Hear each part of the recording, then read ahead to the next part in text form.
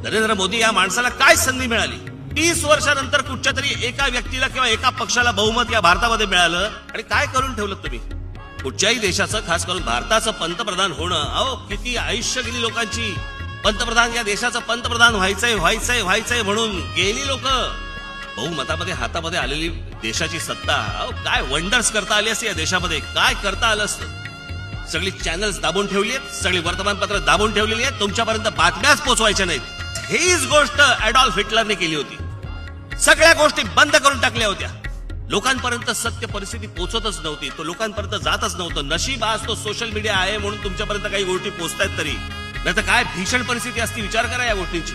जे 5 वर्षामध्ये या पत्रकारांना उत्तर देऊ शकत नाहीत, तुम्हाला काय उत्तर देणार आहे? विचारतो कोण तुम्हाला? याला काय देश म्हणायचा का? मला जरा सांगा, याला काय सरकार म्हणायचं का? सांगा. आजपर्यंत अशा गोष्टी तुम्ही कधी ऐकल्या होत्या का? अपने ही जवान गुलाम थे, उन्होंने गोली मारी थी